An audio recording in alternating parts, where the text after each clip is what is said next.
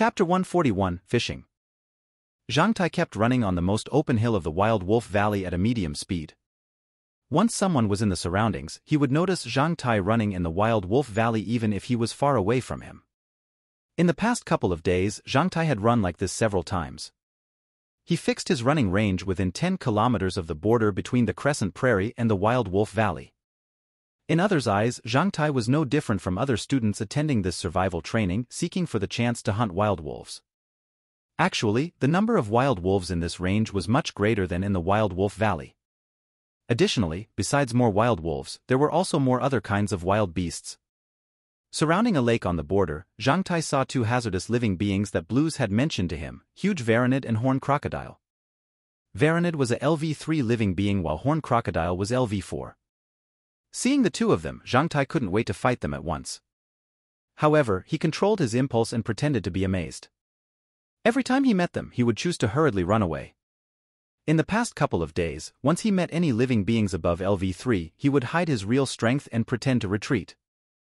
Zhang Tai's main targets were still low-level wild wolves and huge wolves that he would meet occasionally. There was only one time that Zhang Tai had met a golden wolf, but after throwing 2 lances at it, the nimble golden wolf still escaped from Zhang Tai's hand. Zhang Tai pretended to chase after it for a while before returning dejectedly with no achievement. In others' eyes, Zhang's performance was close to that of a LV2 warrior. As for Zhang Tai's lance skills and precision, they might be able to threaten living beings below LV2. Even when he dealt with the wild wolves with his lances, he would occasionally miss them. In the past couple of days, Zhang Tai had controlled his performance to look below but close to that of a LV2 warrior, which was a bit higher than when he had left the tree base. His lance-throwing skills looked nice, yet he lacked physical strength and reaction speed. After performing this for 2 days, on the 3rd day, Zhang Tai felt that he was being spied on. He knew that after 2 days Glaze would have definitely jubilantly found him in the Wild Wolf Valley once again. Knowing that Zhang Tai was tricky, Glaze observed him for a couple of days, during which he saw all of Zhang Tai's skills. From it, he knew that the only threat that Zhang Tai could pose to him was with his throwing skills. However, it was only a threat which would be in effect when the distance between them was between 10 to 30 steps. If he was farther away from Zhang Tai or closer to him, the lance wouldn't pose him any danger. Still, Zhang Tai's performance greatly amazed Glaze. He became increasingly more certain that the reason Zhang Tai had dared to go against him those couple of times, embarrassing him, was because he was aiming at him from the beginning. With such a competitive level of strength, Zhang Tai would definitely want to obtain the school's recommendation too. So of course he became Zhang Tai's biggest opponent. This guy is more vicious than Berwick and better at hiding his real strength. Glaze became increasingly more resolved to kill Zhang Tai. In contrast, during the past couple of days, no matter how awkward he felt his performance was and how dejected he looked when he failed to catch up with his prey, Zhang Tai was actually jubilant inside. The ignition of the second burning point on his spine and the increase of one wild wolf's full strength had brought him more surprises. Especially that one wolf's full strength made Zhang Tai feel completely different from before. He realized that he had fallen in love with running. For him, running was an easy and pleasant thing. If it was before, Zhang Tai would feel very tired after running 10 kilometers or for half an hour. However, now, after either of the two, he no longer felt that weary. Besides that, he felt a seemingly endless energy supporting him in his body, causing him to move with more agility and telling him that he could keep running like this forever. Because he had experienced the effect of running after igniting a burning point, Zhang Tai clearly knew that this feel didn't originate from the ignition of his burning point, but instead from the Wild Wolf 7 strength fruit.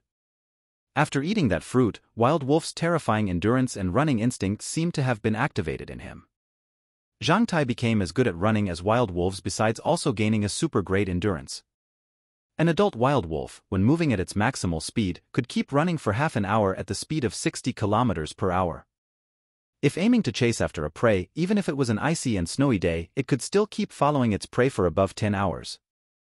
Most prey weren't directly hunted down by the wild wolves, but instead simply couldn't keep up with the wild wolves' amazing endurance. After being chased for a long time, most prey became exhausted and had no strength to keep running anymore. Therefore, they slowed and were killed. When he started his survival training in the Wild Wolf Valley, Zhang Tai mostly admired the wild wolves' running speed and super great endurance. They were just like the wind. At that time, he had never imagined that he could be as good at running as them.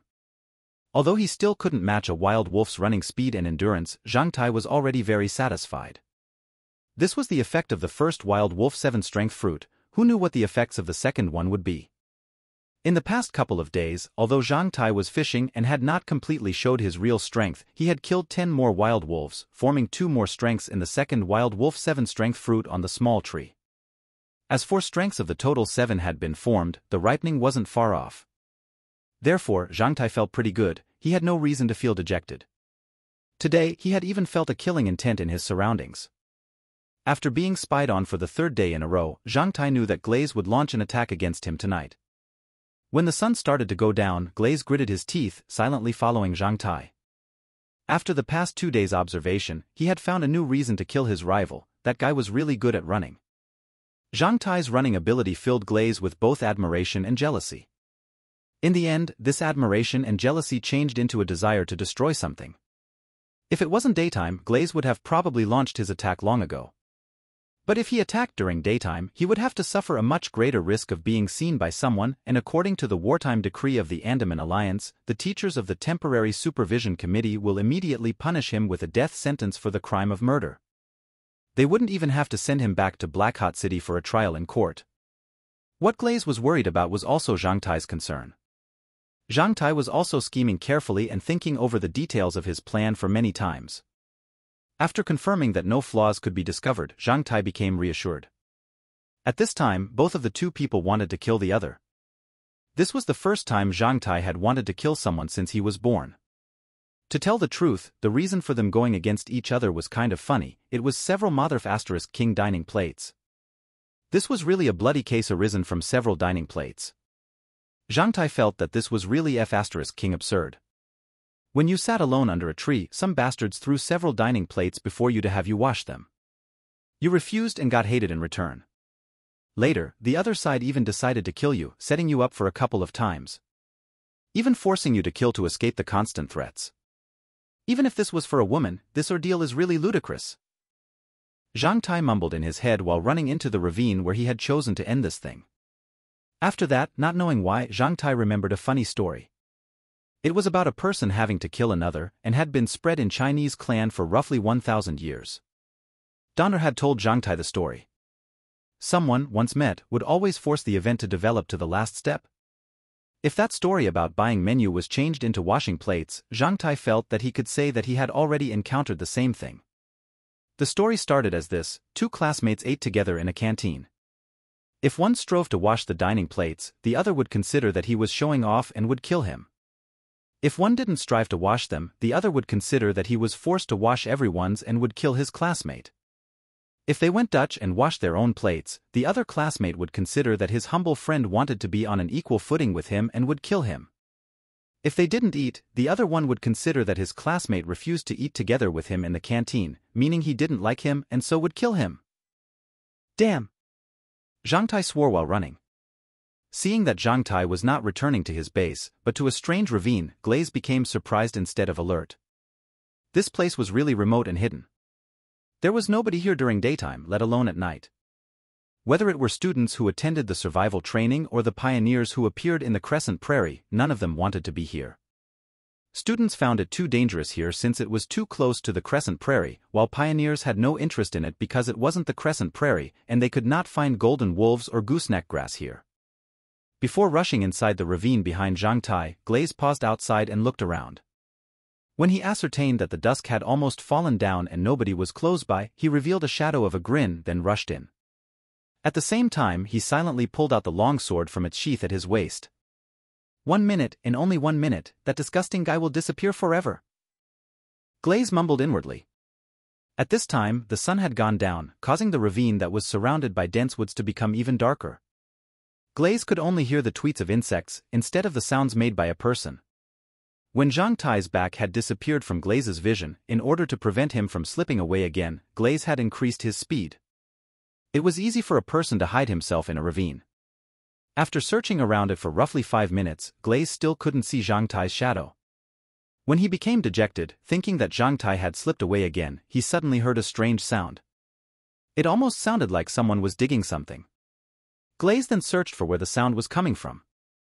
It was getting increasingly clearer and easier to locate. Someone was truly digging something in the ground, making the sound of cha-cha-cha-cha of the spade entering the soil. After detouring through the woods, Glaze finally saw Zhang Tai digging something using a military shovel. "What are you digging here for?" With a shadow of a gloomy and cold smile, Glaze walked out of the woods, a shiny weapon in hand. Chapter 142, Burying You. Glaze. Raising his head from near the pit, Zhang Tai looked very plain, at least not as terrifying as Glaze had imagined that he would look like. Zhang Tai had even called his name like greeting a common student at school. Without seeing the expression Glaze had expected to see on Zhang Tai's face, he felt like had lost a bit of pleasure from what was to come next. Perhaps that guy doesn't know what it means to encounter me here, I should give him some tips, Glaze thought. As we were classmates, I'll give you several seconds to tell me your last words. Glaze walked forward while glancing over the surrounding environment. When he saw Zhang Tai's lance container thrown onto the ground at least 7 to 8 steps away from the guy himself, Glaze's last concern disappeared. It was then replaced by a winner's smile. "You want to kill me?"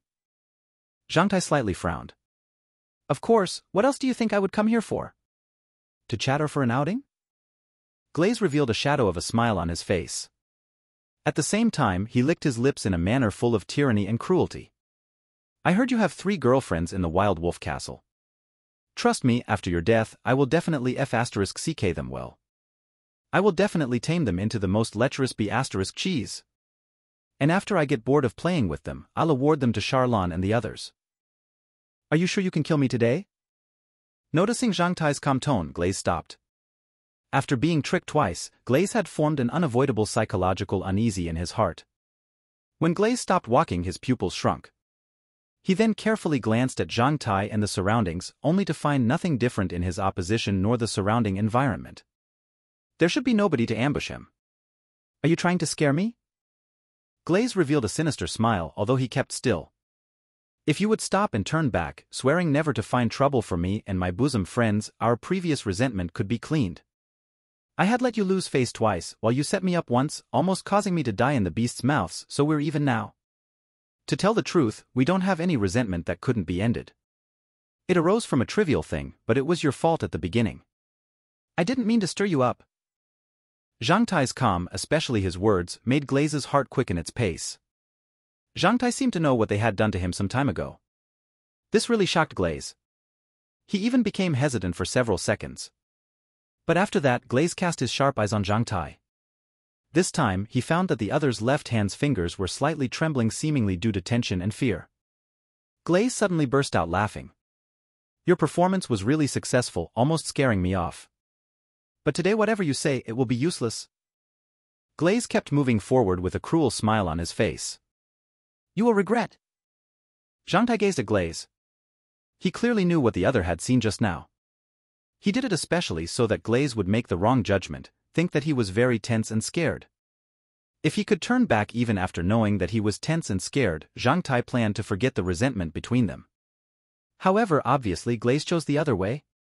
Zhang Tai showing weakness didn't obtain Glaze's sympathy and hesitation, instead, it brought about a more stubborn decision.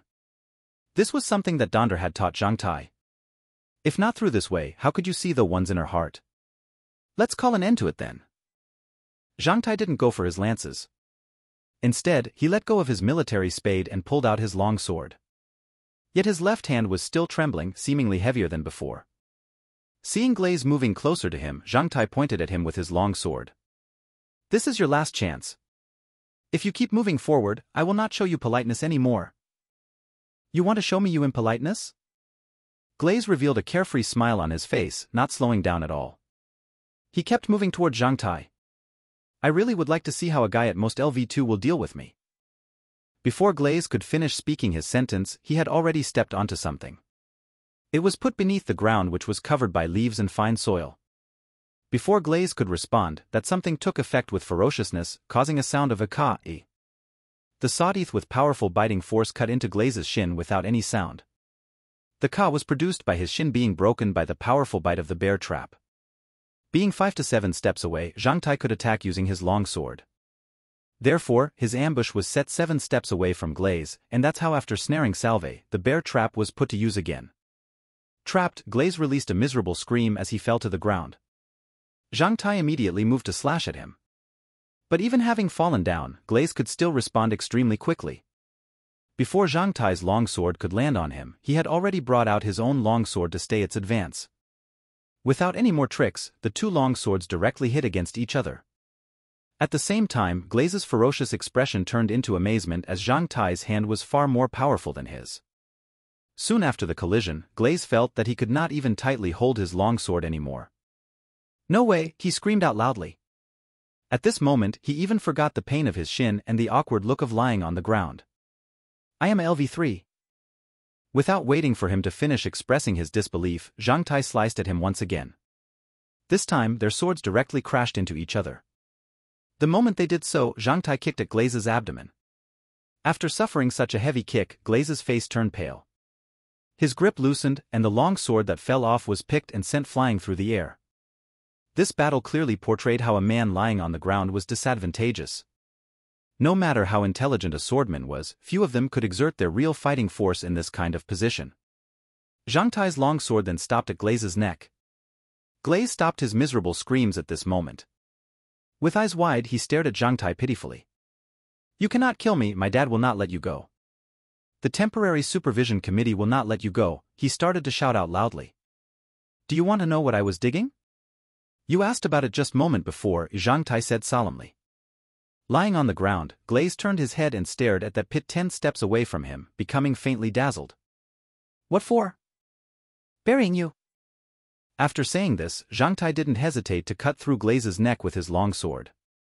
Tightly grabbing onto his neck, Glaze's eyes widened even more, and he glared at Zhang Tai, seemingly not believing that he would dare to kill him. If Zhang Tai had really not held back from slicing his neck open, what he did by blocking the places where blood was gurgling out and air leaking out would be in vain. "I told you that I will show my impoliteness to you. But you thought I was kidding. So don't blame me for that. You brought it upon yourself." These were the last words Zhang Tai said to Glaze. After that, he no longer cared about Glaze's situation, instead walking directly to the pit and resuming his digging. Deep in the ravine, Glaze, in vain, was doing his best to struggle to live. At the same time, several meters away, Zhang Tai was still digging the pit.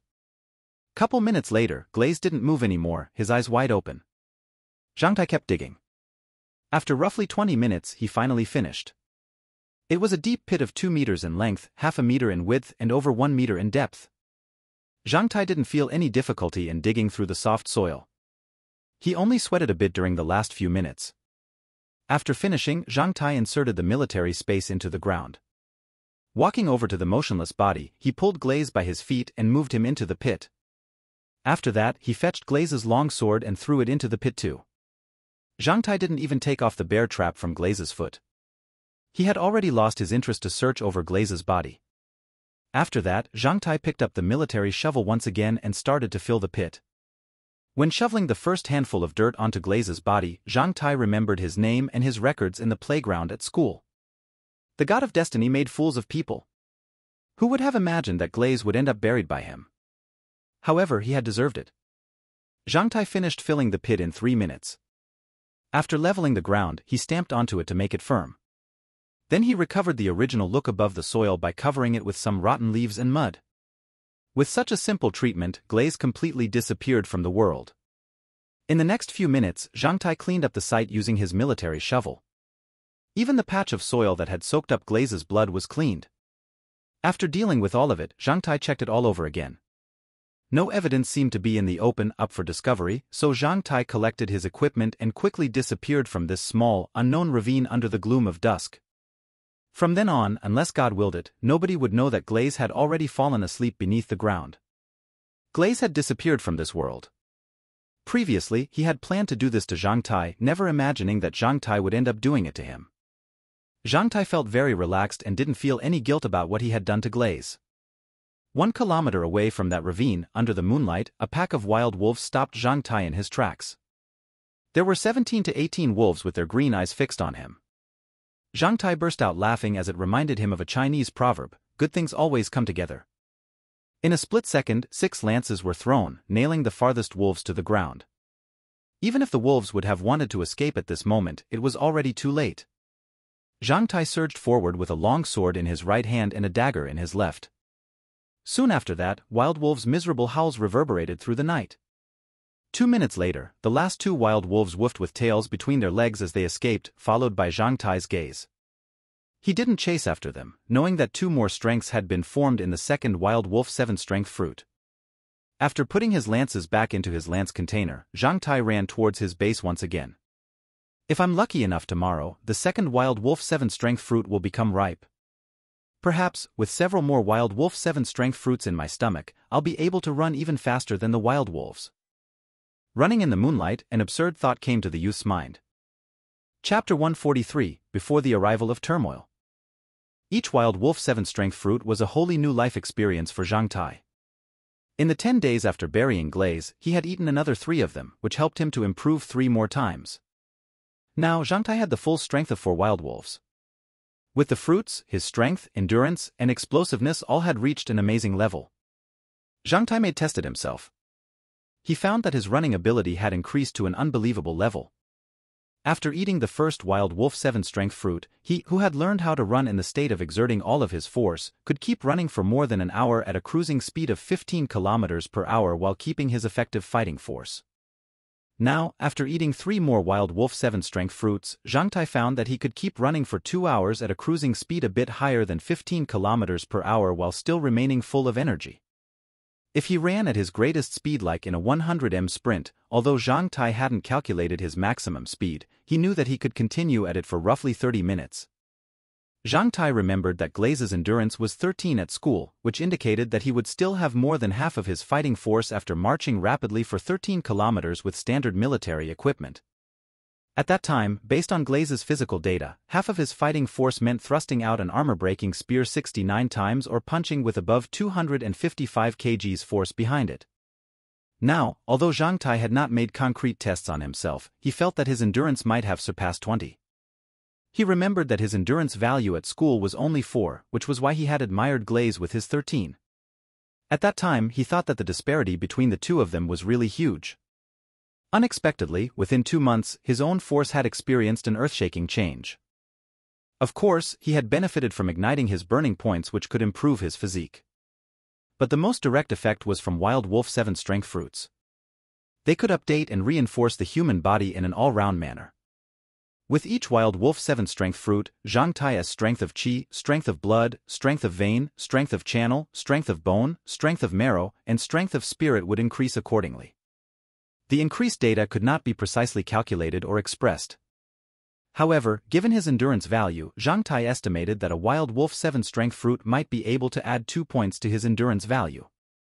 Therefore, for wild wolf 7-strength fruits would at least increase 8 points, bringing him an obvious advantage in endurance over Glaze, who was LV2 at school and even when he turned LV3 here. Besides wild wolf 7-strength fruits, Zhang Tai had a new 7-strength fruit on the small tree after killing 2 huge wolves.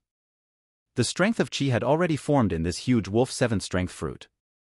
Zhang Tai estimated that the number of 7-strength fruits of a certain living being on this small tree should be limited. The fruit was based on a certain spare number law, and there could not be endless spares as they had to be restricted by a certain number law. This was the rule of the universe and Mother Nature: everything should proceed within a balanced framework. If not, the fruit's strengths would be ferociously grabbed instead of being spares. If wild wolf 7-strength fruit could really keep growing endlessly, Zhang Tai estimated that after killing the tens of thousands, maybe even the hundreds of thousands of wild wolves on the Crescent Prairie and eating all the wild wolf 7-strength fruits, he would be the No. 1 fighter in the world. However, the rule of the universe and Mother Nature would not allow for such a brutal event that felt off to happen. Therefore, after eating 3 wild wolf 7-strength fruits, Zhang Tai became worried, not knowing how many more could be produced by the small tree.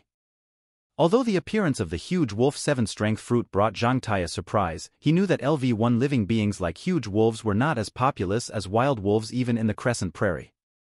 Huge wolves were as rarely seen as golden wolves.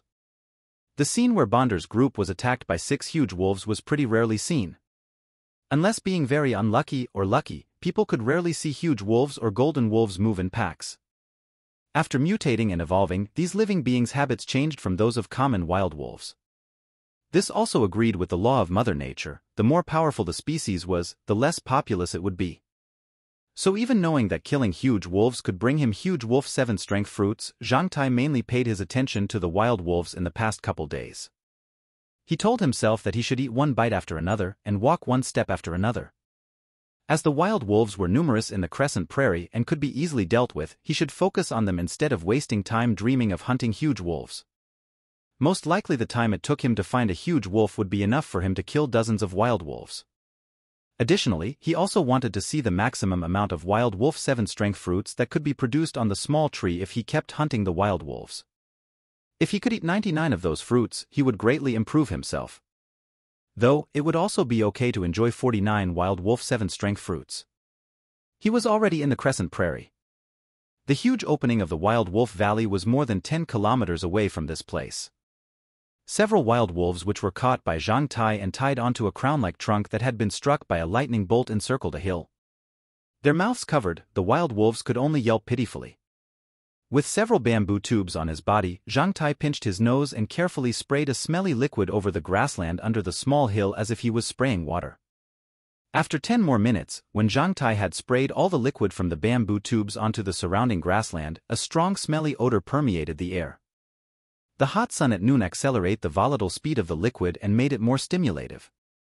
After spraying the strange liquid, Zhang Tai threw off all the bamboo tubes. He didn't dare to freely breathe until he ran onto the top of the hill where there was ventilation. Damn! That was 2F** king smelly.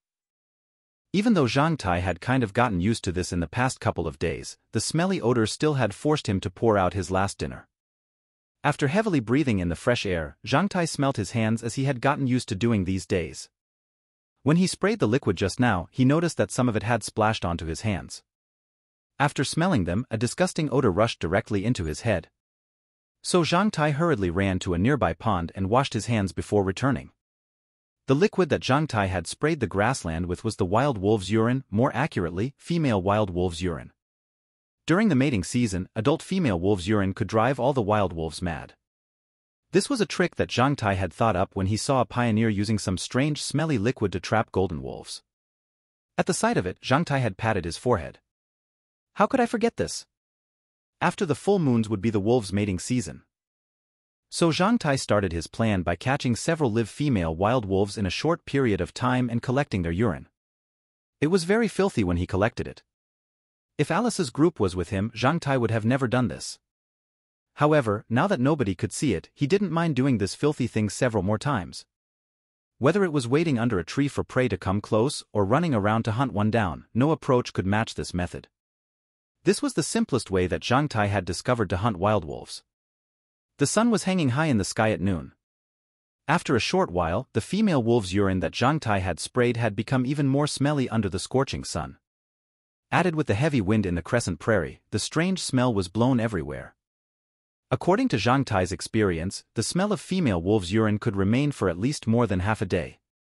Perhaps to male wolves it smelled good, but humans really couldn't stand it. Zhang Tai put a triangular face cloth on his face, which was tailored from the shirt stained by wolf blood. After covering his mouth and nose, he inserted his lances on the ground under the tree. After that, he leisurely and casually did some warm-up movements like twisting his waist, stretching his hands, and kicking his legs. At this moment, Zhang Tai felt that he was a fisherman who had flung his fishing net into the water. 5 minutes later, 2 wild wolves with red eyes arrived. They noticed Zhang Tai and the female wolves. He dared to take 5 beauties, the wolves must have been thinking, judging from their animosity. The 2 wild wolves then rushed toward Zhang Tai. At the same time, Zhang Tai also ended his warm-up movements and dashed forward. He didn't use any weapons like a sword or a dagger because they would cause bleeding. Wild wolves had a sensitive nose and high intelligence. After smelling the blood of their companions, they would not be easily fooled. The first wild wolf wanted to bite Zhang Tai's shin. However, it was hit by the spade kick, one of the skills from Iron Blood Fist. Closely after that, the wild wolf's shin cracked, and it was sent flying for over 10 m in the air. It fell to the ground, never to climb up again. The second wild wolf charged at Zhang Tai's neck. Seeing that, Zhang Tai stretched his hand and easily broke its neck using the wrestling hand move. The battle soon came to an end without any blood being spilled. Some vultures were swirling in the sky, somehow feeling the approaching death and knowing that they will enjoy a grand lunch after a while. The wind above the crescent prairie blew away the dandelions on the hill into the air, and they flew off like white clouds. Among the cute dandelions, Zhang Tai saw the vultures in the sky. Although other people didn't like them, he burst out laughing at the sight of them since he had predicted that he would achieve a lot today. However, Zhang Tai didn't know that what would happen today would change the destiny of a lot of people in the Andaman Alliance. Chapter 144 Iron Flow. Only after 4 hours, the sky above Zhang Tai brimmed with dozens of vultures. The scavengers of prairie were hovering in the sky and crying happily in terrifying voices, their eyes fixed on the yummy food on the ground. Some brave ones had even already landed on the ground, gawking with their gleaming eyes at the wolf corpses all over the grass. At the same time, they swaggered their fat bodies and stealthily fluttered their wings while gradually jumping towards the corpses. By now, the 100 square meters over the hill where Zhang Tai was standing were covered with dead wolves. There were roughly 70 corpses sparsely lying on the ground. Compared to the past few days, Zhang Tai had achieved most today. But if more than 70 wild wolves had rushed towards him altogether, he feared that he would have been forced to escape to the vast prairie. Thankfully, they arrived in batches, which granted Zhang Tai the chance to destroy them one group by another. This also explained how delicate this trap was. The moment the male wild wolves smelt the odor of female wolves, they would definitely rush towards them immediately. They would never choose teamwork in such a situation. Probably even male wild wolves would not accost female wolves or make piston-like movements together, Zhang Tai decided. Looking at it that way, wild wolves were actually akin to human beings. Since humans, even if they wanted to spend money to F***ck girls, they would never go there in groups. Take Zhang Tai himself for an instance, besides the guise of Hit Plane Brotherhood, he would hardly go to such a place with anybody else. He kept waiting, expecting more wild wolves. The last wave was composed of roughly 20 wild wolves. At the beginning, Zhang Tai only used his hands to kill them. In the end, seeing that some of them were about to escape, he had to use his lance. Currently, his lance's attacking range had reached as far as 80 steps with his increasingly growing physical strength and spiritual energy. In this range, Zhang Tai was confident to hit a fly with his lance. This was a horrifying and strange talent. And Zhang Tai still didn't know how he could master such a terrifying skill so abruptly. He had no idea where that weird funnel-shaped locking state between him and the target would come from whenever he wanted to throw out his lance. Having common sense, of course Zhang Tai knew that it was not a common thing. At least, in his surroundings or at school, although having heard a lot of weird things, he had never heard that anyone could suddenly get such an ability. But for him now it was less of a skill to pierce through his target and more of something as instinctive as taking a breath or walking. It was as if he had been born with the ability. Dondra knows a lot, perhaps he'll know something about this. Zhang Tai decided to ask Dondra after the survival training. Although that guy was a bit narrow-minded, he was still the most reliable person Zhang Tai knew besides his parents and elder brother. Female wolves' urine spread through the air, mixing with the increasingly stimulative odor of wild wolves' fresh blood. Smelling this, more and more vultures hovered above, many of which landed, uttering "Gua." They were carefully observing the dead wild wolves lying on the ground, checking whether they were completely dead or not. In the past days, these guys had already enjoyed food several times. If they were requested to rate who was the most welcome person on the prairie, Zhang Tai felt that he was definitely qualified to be the No. 1. While vultures were observing the dead wolves, Zhang Tai was observing them. These days he had found that these guys weren't actually not that disgusting. Although they had a bad reputation, they were the real peacekeepers as they only ate rotten meat and rarely killed other live beings. Additionally, before eating, they would confirm that the target was really dead. If it was still alive or had one last breath in them, they would then stay aside and wait patiently. They only carefully observed their target, never attacking the almost dead animals. "Hey, buddy, don't be afraid, we are good people. We will not attack you while you're still alive. We're waiting to eat your dead body. I think you'll agree to that, right? If not, you'll definitely chase us away. And since you didn't, it means that you've agreed." This was how these guys greeted the other animals on the prairie. Because of these vultures, Zhang Tai reconfirmed his previous belief that a person's reputation and what was said about him rarely represented the kind of person he really was. Someone with good reputation was not definitely a good person. Conversely, a person with a poor reputation was not definitely a bad person. Although vultures had a bad reputation, none of them had ever hurt other animals in their whole lives. They hadn't even ever hurt a stalk of grass. Even though they were ferocious beasts, they actually chose the loneliest and most misunderstood way of living and also the most kind. In contrast, the wild wolves would always attack human beings. Each year, there would be students attending the survival training and people living outside the city getting killed by these wild wolves. However, vultures never attacked people. Although they looked ugly with pitch-dark feathers all over and curved yet long necks which would even drop feathers, Zhang Tai truly liked these guys who never hurt others. Landing on the ground, the vultures kept uttering guwa, seemingly warning the lying wild wolves about their arrival. After doing that for a while, they noticed that the wild wolves didn't make any response. Finally, a brave vulture just moved forward and tried to give one wolf a peck as the last warning and confirmation. After that, it fluttered its wings and jumped off. However, the wild wolf remained still. Then another vulture moved forward to give the same wolf a peck and jumped off as the first one had. The wild wolf still didn't move. With this, the vultures finally confirmed that the wild wolves were dead and had already agreed to being eaten by them. Therefore, the two vultures fluttered their wings and uttered guwa to announce it to the others. Hearing their signal, all the other vultures charged at the dead wild wolf and started to enjoy the yummy food. When the vultures started to enjoy their meal, Zhang Tai had already prepared to leave.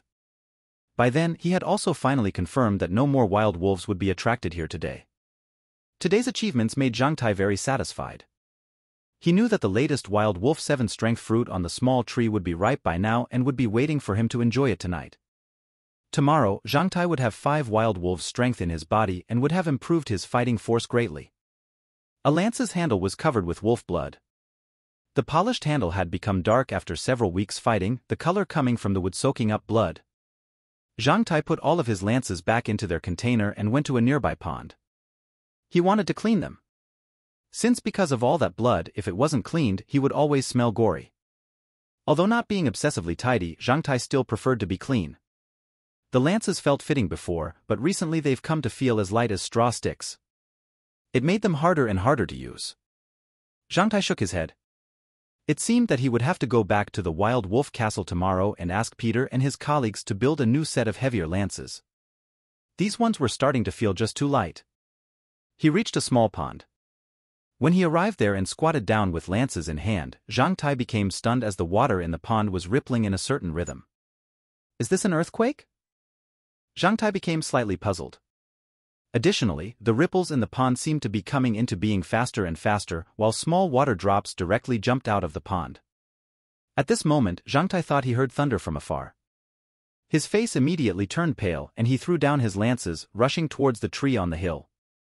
The several female wolves tied to the tree became really scared when they saw Zhang Tai running towards them.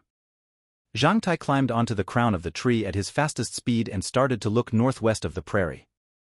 Far off, there seemed to be thousands of rolling thunders rocking the earth. Several minutes later, the sounds gradually became louder and the whole earth started to heavily rock like a big drum. At the same time, numerous birds were scared off and took flight, covering half of the sky and moving away from the black cloud in the northwest. Even the vultures in front of Zhang Tai seemed to have sensed danger and rose into the air one by one. Several minutes later, that sound of thousands of rolling thunders grew louder. From the northwest of the prairie, packs of animals, including wild wolves, huge wolves, antelopes, rhinos, magical leopards, hares, lions, jackals, and wild ox, started to rush away in all directions to get as far away from the booming noise. Several golden wolves and huge wolves and even a lion were escaping, passing by the tree in a panic. However, Zhang Tai had no mood to hunt them at this moment. He just fixed his eyes on the northwest of the prairie. Soon after these animals disappeared in the distance, several pioneers on horses came in their tracks. Although some of these pioneers were very powerful, they looked like hares in a panic. With their bodies low, close to the horses' backs, they rode without daring to raise their heads. Hurry up, escape, the Ironhorn army of Norman Empire is coming. A pioneer screamed in a panic, his voice shrill as he passed 50 m of Zhang Tai. Chapter 145, The War Broke Out. Ironhorn army of the Norman Empire? F***CK. Hearing his voice, Zhang Tai didn't hesitate before directly jumping off from the 3m high tree. After landing, he intended to escape right away, however, at the sight of the poor watery-eyed female wolves tied to the tree, Zhang Tai stayed and pulled out his dagger, quickly cutting off the ropes and letting them escape. After obtaining freedom, the female wolves didn't even dare to glance at Zhang Tai. Once the ropes on their mouths and necks became loose, they escaped right away with tails between legs. In the past days, Zhang Tai had gotten used to killing wolves, however, he still felt reluctant to kill those female wolves which had provided him with the urine to hunt male wild wolves for no reason. Donder had said that thieves also have their own principles. So Zhang Tai cut off the ropes and let them go. After all, the female wolves had helped him a lot. After setting the female wolves free, Zhang Tai didn't even pick up his lances. Instead, he directly dashed towards the Wild Wolf Valley. At this time, he immediately accelerated to his maximal speed. In less than 1 minute, his speed had already surpassed that of the horses that the previous guy who had shouted at him loudly was riding, and he gradually enlarged the distance between himself and the rider. Seeing someone running faster than his horse, that guy was really shocked, his mouth hanging wide open. He became stunned behind Zhang Tai's back. It was not strange that some good fighters above LV6 could easily run faster than a galloping horse when they exerted their utmost effort. However, those fighters could only last several minutes. What made the pioneer stunned was that the one in front of him was only over 10 years old. He had never heard of someone who would have reached LV6 at such a young age in Black Hot City. But what made him even more surprised was that the boy kept sprinting forward at this speed without even feeling exhausted. After surpassing his horse, the young boy kept rushing toward the Wild Wolf Valley without any deceleration. In a short while, the distance between him and that boy had increased greatly. The rider could see his gradually growing smaller back. He checked his own horse, which was sweating all over. In a split second, he felt sad and started to shriek in a shrill voice once again. "Hurry up, escape, the Ironhorn army of the Norman Empire is coming."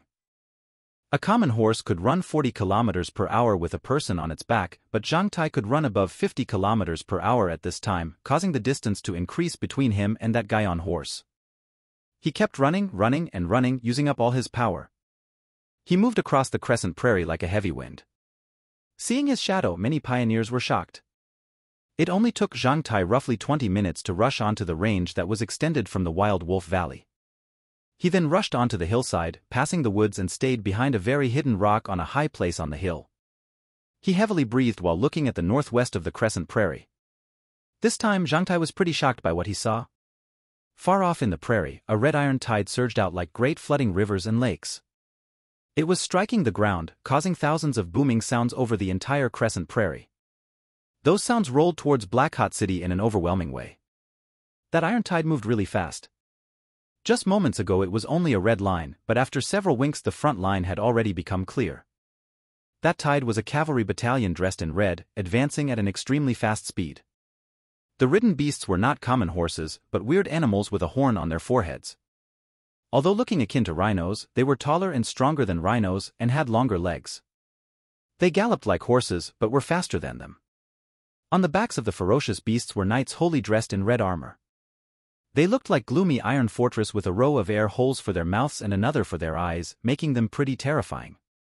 Common people would be terrified by seeing even a single one of those ferocious beasts standing in front of them. But right now, this many knights had appeared on the crescent prairie, advancing forward like huge dragons in an overwhelming manner. At this moment, Zhang Tai was deeply impressed by the cavalry's handsome looks. The front knight was firmly holding a banner in his hand, on which was the icon of the head of the Ironhorn beast that they were riding on. This icon was the very symbol of the north border Ironhorn of the Norman Empire. Those slower pioneers were caught up with by the knights from behind. Standing on the hill, Zhang Tai thought a massacre would come. Unexpectedly, the knights on the Ironhorn beasts didn't care about the pioneers at all. They didn't even glance at those running people who had already jumped off the horses as they were afraid of running in front of the Ironhorn army. The army kept rushing towards Black Hot City. A lion in hunting would never feel like glancing at the ants on the roadside. The red iron tide divided into two in front of the Wild Wolf Valley. Half marched to one side of it while the other went to the other. It was really an endless iron tide. When it passed by, the leaves on the hill started to quiver. The sounds of tens of thousands galloping Ironhorn beasts were really like rolling thunder that passed by under your feet. Under Zhang Tai's gaze, the iron tide divided into two on the border of the Wild Wolf Valley and the Crescent Prairie, then kept galloping for 1 hour like a red flood, without stop. At this moment, Zhang Tai's face completely turned pale. After the Ironhorn cavalry came endless iron war chariots. The steam chariots were following in a very grand way. Upon dividing into two at the entrance of the Wild Wolf Valley, they also rolled towards Black Hot City. After the steaming tanks were numerous steaming trucks with infantries inside. 1 hour later. Suddenly the birds hovering in the sky were scared and flew away again as a terrifying giant moved out of the clouds and showed itself in the sky. With his mouth slightly opened, Zhang Tai fixed his eyes on that giant thing in the sky, recognizing it as an airship 500 m long. Just like a cloud's, its huge shadow was cast onto the ground, which then slowly moved over the valley and the hills below. It took the airship roughly 1 minute to fly over Zhang Tai's head. During that time, its huge shadow kept covering him. His head raised, Zhang Tai was awed by that giant thing. Soon after, huge airships closely drilled through the clouds one by one. They were like a huge centipede that lasted dozens of kilometers in the sky. Such a scene deeply shocked Zhang Tai. He knew that Black Hot City would be over soon. Not only Black Hot City, but even all the armies of the entire Andaman Alliance if they moved out. There was just no way for them to resist the North Border Army of the Norman Empire in Zhang Tai's eyes. Only in an hour, at least 100,000 soldiers had passed in front of him. Zhang Tai then cast his eyes onto the crescent prairie and found an endless iron tide coming towards him like the flood of great rivers and lakes. Iron cavalry, armored vehicles, soldier transporting vehicles, material transporting vehicles, and airships of the Norman Empire above his head, all pushed forward like locusts and floods that knew no exhaustion. Such a scene kept Zhang Tai in shock, even making his nerves go numb. Not only was Black Hot City over, even Andaman Alliance might be so. Such a large-scale army was definitely not here for merely Black Hot City. Ce métier, c'est la vie. When sitting under a tree, someone might throw their dining plates before you and find you endless trouble. Sometimes, when you were jubilantly hunting and doing survival training, thinking about eating fruits soon, the huge wheels of history would not care about whether you had eaten dinner yet. They would just roll by you instead, changing the destiny of you and your beloved people. The crescent prairie still brimmed with the iron tide. At this moment, Zhang Tai thought back to his parents in Black Hot City, his elder brother who was serving in the army in Black Hot City, and the girls and his brothers of Hit Plain Brotherhood. Then he rushed down the hill and continued running to the Wild Wolf Castle. The moment he reached the foot of the hill, he had already seen a wisp of red smoke rising from the Wild Wolf Castle. That was the decree of greatest emergency which was used to summon all the students attending the survival training back to the Wild Wolf Castle at once. It could be seen for dozens of kilometers. Actually, before seeing the rising red smoke, all the other students had already stopped what they were doing and started to run back to the Wild Wolf Castle. A huge wartime airship of the Norman Empire had already flown by the Wild Wolf Valley, moving towards the Wild Wolf Castle. Unless blind, everybody would see it.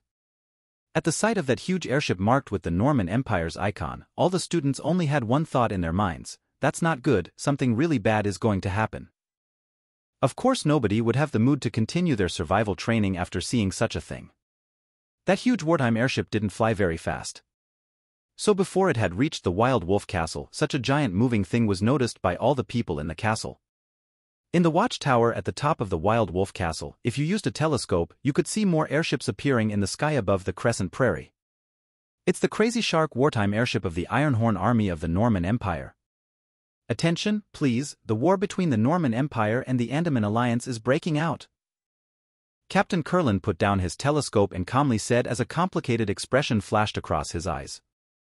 Chapter 146, Arrival of the Turmoil. The teachers of the Temporary Supervision Committee used the telescope to observe the sky above the crescent prairie in turns from the watchtower. After seeing the sights, their faces all turned pale. Being different from students, most of the teachers could surmise how many soldiers were in the Ironhorn Army of the Norman Empire's airships by merely identifying the number and level of the airships in the air via the telescope. How long will it take for us to start the main boiler of the Wild Wolf Castle? Do we have enough time? Some teachers asked helplessly. If we rely on the students, it will take us at least 3 hours to start it, and only then will we be able to trigger the air defense weapons of the castle using the pressure in the main boiler. However, during the time we increase the pressure, the enemy airships could just throw a heavy, white, phosphorus bomb to destroy the entire Wild Wolf Castle into debris. We have no chance to fight back at all. Another teacher replied calmly. Hearing that, all the other teachers became quiet. I suggest to lift the blue-green flag as we have no right to sacrifice these innocent students. We all know how many soldiers are in the airships. In a saying of the Eastern continent, is it necessary for us to be a mantis that intends to hold back a train by lying itself under the wheel of the train? To be honest, those students are still commoners. They're neither qualified nor bound to get involved with this upcoming war. Saying this, Mr. Zaram fixed his eyes on Captain Curlin. Let's raise our hands to vote. After saying that, Mr. Zaram raised his hand. Soon after him, many other teachers did the same. Finally, Captain Kurlin also raised his hand. Seeing that, the remaining teachers raised their hands too.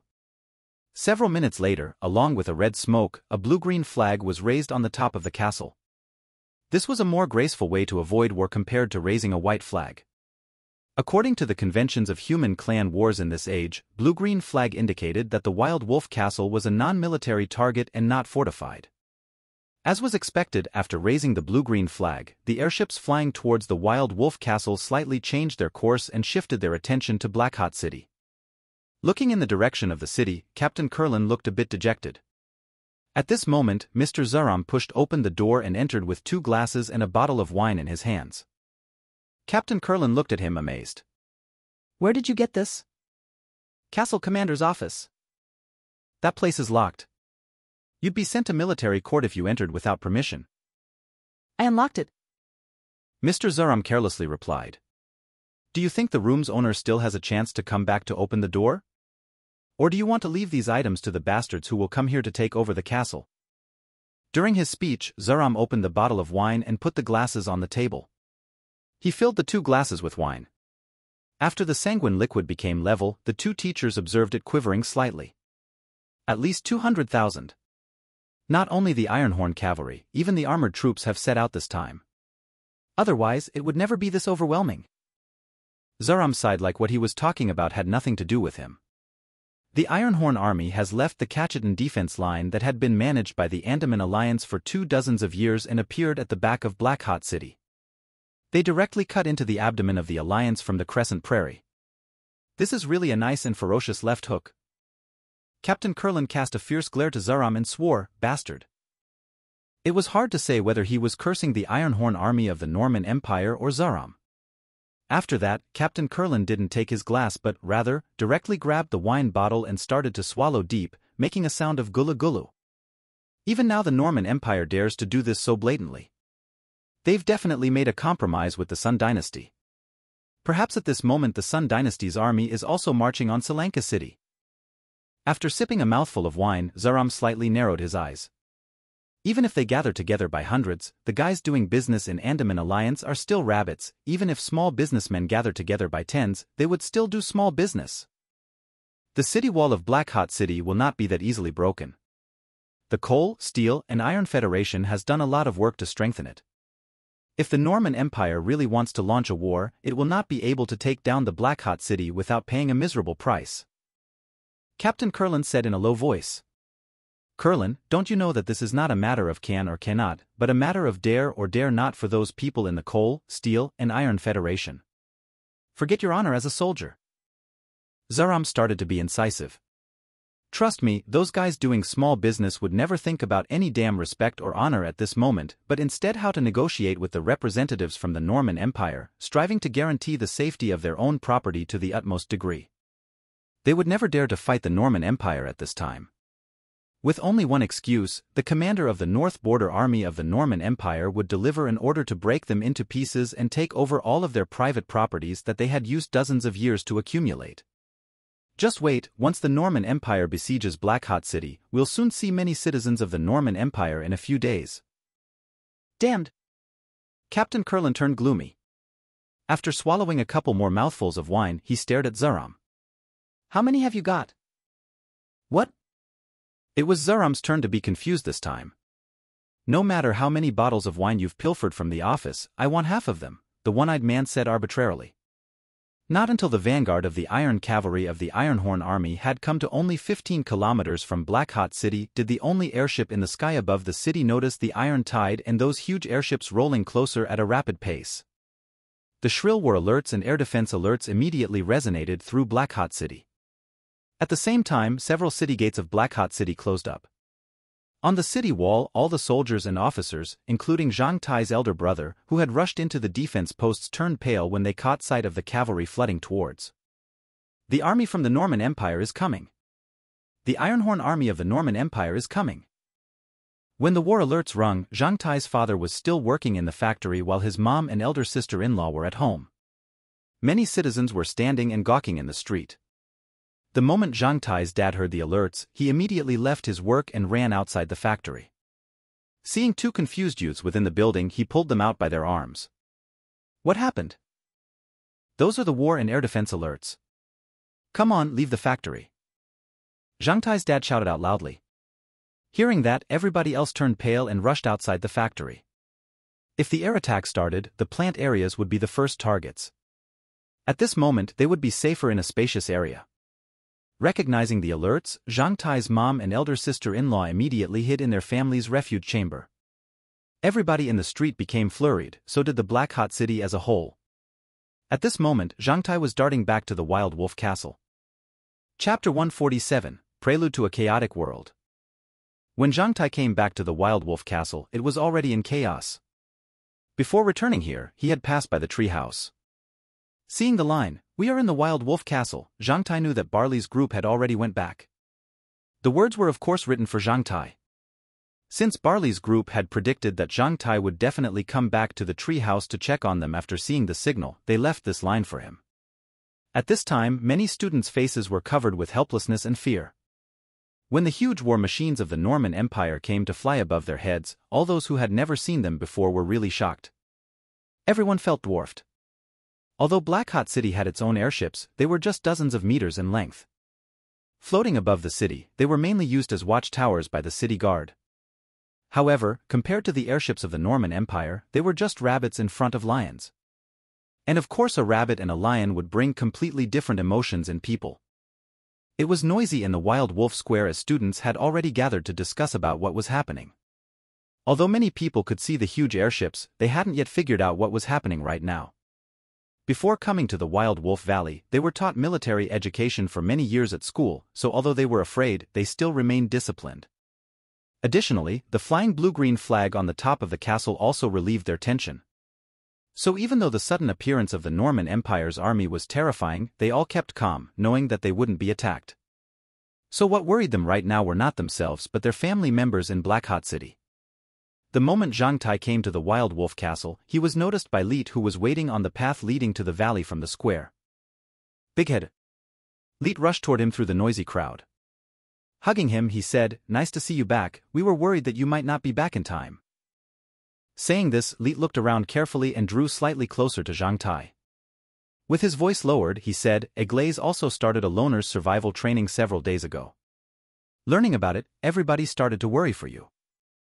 Leet's concerned expression and his excitement at the sight of him made Zhang Tai warm inside. Facing Leet's concern, he patted his shoulder. Trust me, I'm okay. How about you guys? Fine, Pandora, Alice, and Beverly are fine too. Oh, have you met Glaze?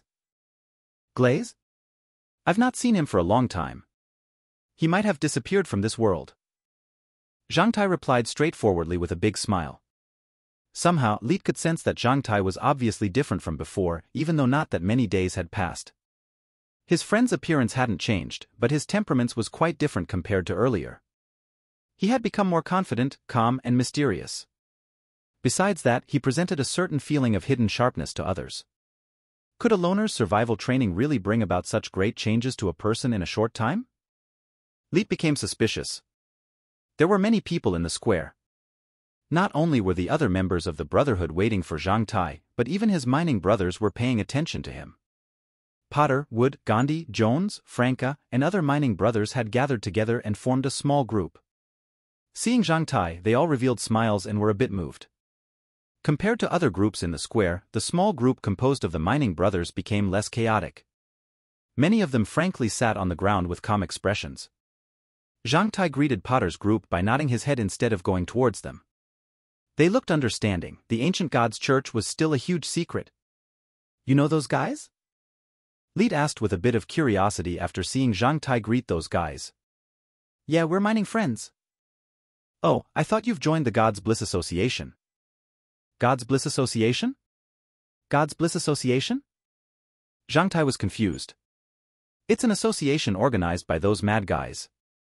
They treat mining as cultivation. I heard they even implement a mysterious prayer before mining by kissing the icy mining bed.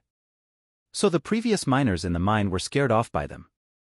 A couple of days after you left, the God's Bliss Association had taken completely control of the mine.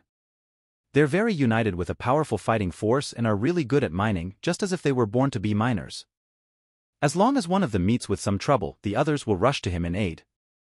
1 week ago, when a small association of more than 20 people was bullying one of their members, the other more than 60 members of God's Bliss Association all rushed forward regardless of their own lives. As a result, on the side of the Wild Wolf Square, they beat over 10 guys so ferociously that those guys even knelt down in front of them to beg for forgiveness. After Glaze's Male Lion Association was disbanded, these guys of God's Bliss Association have become a popular emerging association in the Wild Wolf Castle. Lead explained it to Zhang Tai as they walked, not even noticing that Zhang Tai's eyes had almost popped out while listening. Zhang Tai had never imagined that after confounding them with his cave barbarian living style, these guys would unite, bursting with creativity like having found the direction of their futures. Several bad luck miners had started to play the game of associations too. Additionally, Zhang Tai felt that God's Bliss Association was somewhat related to that ancient God's church which he had fabricated. Barley and the other members of the Brotherhood were gathered in the square. Seeing Lead accompanying Zhang Tai back, their spirits rose, and they all heaved a deep sigh of relief. "You wait here for me, I have an emergency to report to Captain Curlin and the other teachers of the Temporary Supervision Committee." After greeting the other members of the Brotherhood, Zhang Tai intended to leave for Captain Kelrin. What's the matter? Big Head, why are you in such a hurry? Barley asked. After glancing over these guys who were still confused, Zhang Tai greeted and motioned for them to get closer. "I met the Ironhorn army of the Norman Empire in the Crescent Prairie." "What?" The others almost jumped up from the ground. The Ironhorn army divided into two at the border between the Crescent Prairie and the Wild Wolf Valley, avoiding going through. They chose a route that's more suitable for the great numbers of their troops to charge at Blackhot City. Their routes were almost horizontal to the Wild Wolf Valley with two ranges of the Wild Wolf Valley between them. They were at least 10 kilometers away from each other. Those who attended the survival training in the Wild Wolf Valley wouldn't know that. And even if some of them had felt something, they could never imagine how truly terrifying were the troops of the Norman Empire when they moved together. "How many people?" Barley asked in a low voice. "The troops that passed before me consisted of more than 100,000 people. The amount of cavalry on the Ironhorn beasts would surpass 50,000. There were also large batches of armored troops. Before I came back, the other troops of the Norman Empire were still marching endlessly to this place from the Crescent Prairie. I have to report this situation to the Temporary Supervision Committee now." Hearing Zhang Tai's description, every member of the Brotherhood turned pale. Facing such a dire change in their situation, everybody became worried and felt weak. What could a few youths do in front of such great power? The moment Zhang Tai separated from the other members of the Brotherhood, he darted into the Wild Wolf Castle. Coincidentally, he almost hit Captain Curlin and Zaram. Seeing them, Zhang Tai hurriedly drew close and reported what he had seen about the Norman Empire's army. He was then surprised that both Zaram and Captain Curlin showed no excessive surprise during his report. They only asked him for some extra details on a few parts. "You've long known about it?" "No, we didn't know it but assumed such. When we saw the wartime airships of the Norman Empire, we counted their numbers using a telescope and knew that the Ironhorn army had dispatched a great number of soldiers this time." Zaram forced a faint smile. "Mr. Zaram, do you think that the Blackhot City will be in trouble? My elder brother is still serving in the city guard." Zhang Tai urgently asked Zaram about what he was concerned most. "Can I go back to have a look now? I'm afraid that Blackhot City has been besieged by the Ironhorn army of the Norman Empire. Do you think you could break through its blockade? The city gates of Blackhot City must be closed shut by now. Even if you could get close to the city's wall, do you think the city guard would open the gates for you?" Zaram rebutted. Thinking back to all those troops of the Norman Empire and the critical situation facing Blackhot City, Zhang Tai shook his head. "Don't worry, I estimate that the war will hardly break out in Blackhot City. Your elder brother should be safe." Zaram's admiration of this youth in front of him rose as he watched him. Zhang Tai had dared to attend the loner's survival training in the Crescent Prairie, which meant that he had a powerful fighting force.